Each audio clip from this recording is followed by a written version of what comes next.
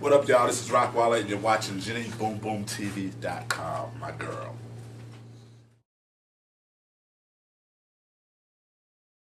Hartford's #1 for hip hop and R&B. I'm Jenny Boom Boom, Rider 5 Rush Hour Mix DJ Craig G. We are in the building and we got a friend of ours, Jenny Boom. That's right, we got producer Rockwilder in the building with us today. Hello, Rockwilder. How you doing? How you doing? How's everything with you? Everything is blessed. Everything is great. Everything is beautiful. It's hot outside, and I just can't wait to go back into it.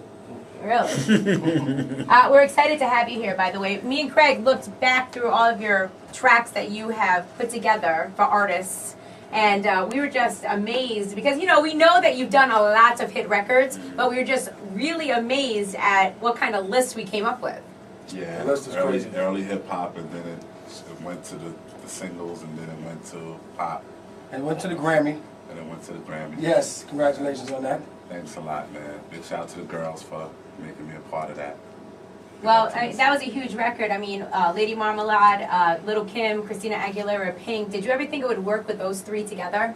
Well, actually, you know, I didn't know what I was getting myself into, but it wasn't until like all the people came into the room, like, you know, because first Missy gave me the idea. And it was kind of like something the way it was just going to be something where I guess I would remake it, and I would just it would just be like a remake and that's it. But when the girls came in to sing the song, you know, and then Jimmy Iovine came in, you know, once he walks in, it's a whole different story. You know it's going to be some serious business. Then Baz, you know, big shout to Baz for the Moulin Rouge movie.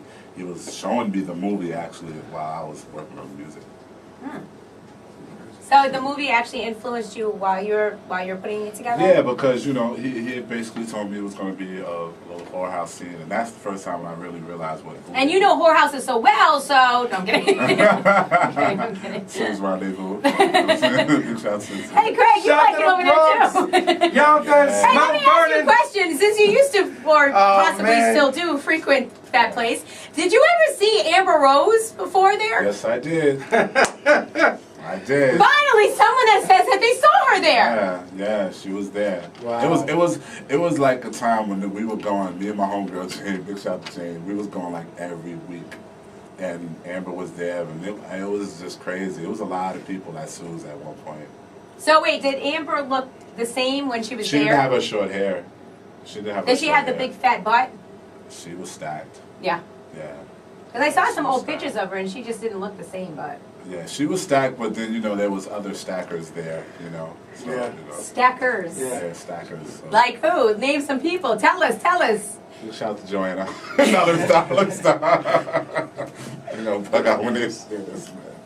That's a long time ago, Jenny Boom. Yeah, long time ago, long time ago. So you work with so many artists, and of course, one of the most famous songs that you've worked on is the Rockwilder with Method Man and Redman. Yeah. Who are your favorite artists to work with? Because I know you're really good friends with Redman. But. Yeah. He was the reason why I started really getting into the game. You know what I'm saying? Like, you know, he got my first beat tape, and, you know, told me he was going to call me back when he got off the Hit Squad tour. And, you know, the Hit Squad tour was a long tour, so I thought he forgot about, you know what I'm saying, like my tape and everything. But then when he came back, he called the house and picked me up. And I think like 3 days later, he took me to California. And I stayed with him. Wow. Pause. No, that's okay. So y'all grew up together, or? Well, it wasn't really like growing up together, but in the industry, he had just finished his album for the first album, and we had met. So like, in the course of that, him touring that first album and just being out, I was with him. You know, he had just completed the album when he picked me up and took me out of town. Wow. Yeah. So is he your favorite artist to work with? He's that's my brother. I love him to death. You know what I'm saying? He would be one of my favorite artists to work with, only because it's hard to get him beats. Like when I play him beats, it's really hard. Like he's like, he picks a certain beat. It ain't the beat that you #1 on the beat tape, and it's not #2, it's not #3, it's number 16. Really? That you just throw on to be like, oh, I'm just gonna see it, you know, and he'll pick that one. So give me a list of artists that has knocked out. First try, let's do it. Took a beat tape and just, you know, flipped it. Jay-Z. Jay-Z took the For My Thugs for the Tunnel album. Yep. Flex actually took I did 6 songs on that. If I Get Locked Up by Eminem. Yep. Like all of those were taken like first shot. First shot. Do It Again took first shot. You know what I'm saying? The Rockwilder was taking first shot too, but I still had a career with Red way before that. So Right. he would always make me work hard because Eric would usually kill most of the album, you know what I'm saying? Right. Big shout out to You Eric. still frequent clubs in New York? Huh? You still frequent clubs in New York? I'm frequent with clubs in New York, but I love strip clubs. Strip clubs. Because And you know, I like the music. I like the music with the movement of the strip clubs. Because I'm a person that I go on movement. I will go to a club and watch girls dance in the corner, and just look at the songs they like and be like, okay, you like that song? Okay, I gotta do a song like that. I'll just be in my head like doing that. You know? I can remember us hanging out a lot in New York, Yeah. and just like Rockwilder songs would come on, and just the place go crazy. Yeah. Tunnel Days, USA, Yeah. Supper Club. Yeah. We frequent a lot of clubs in New York. Yeah, We Flex party a lot. Flex was responsible for a lot of that impact. Big shout to Flex, man. Yes. He really was in the tunnel real hard. Sunday night, you already know. And he would blast off them songs, man, and it'd be amazing. I used to be scared because it was such an ovation that I'd just be scared. That I'd be like, wow, this is a hit. This is what a hit record feels like, you know? Well, what I said I was saying to you off the air a few minutes ago is, the whole list is so huge. For credits for you. I mean, so many songs. So do you ever, get up in the morning and just pat yourself on the back like, I helped make that person, I'm successful, or do you say, all right, what's the next step? Nah, I'm usually listening to the music like in amazement because I always was a fan of records back when I was young. So when I see those accomplishments, I look at them as trophies, you know what I'm saying? So I listen to them, and I listen to them thoroughly, and I be like, wow, you know what I'm saying? I try to think about the time when I was working on that, and just, and it was just such an amazing career to watch all of that unfold. Like Craig used to see me, and a lot of times he saw me, he thought he was like talking to a normal person. He wasn't.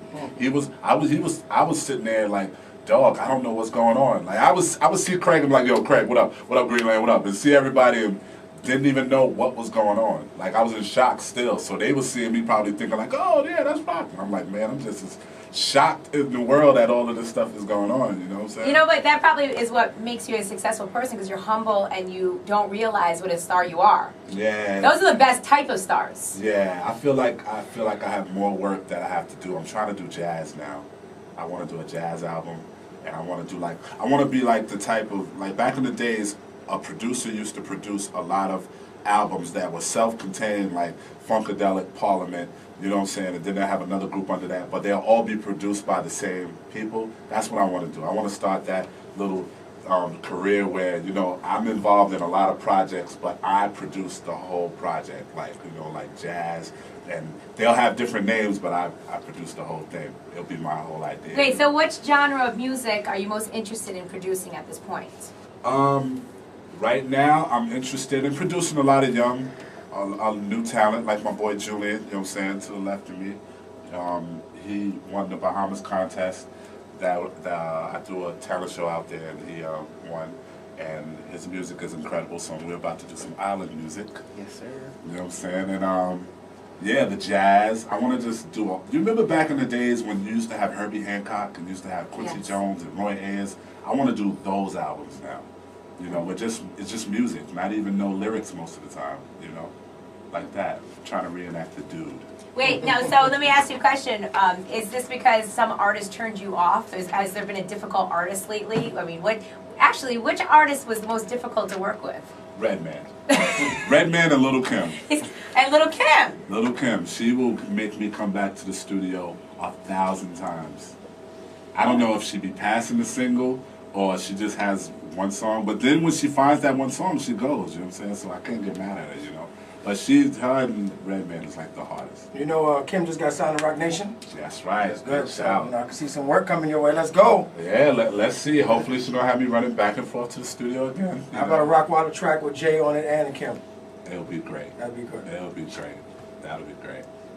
Well, let me ask you, that whole Lil Kim going to Roc Nation thing, since you know the music business, did that surprise you? Nah. Really? I was shocked. Because Jay and Kim are really cool, you know what I'm saying? So, and I guess Kim thought it, you know what I'm saying, no harm to go to Jay and say, yo, hey, this is where I need to be, or either one sort the other,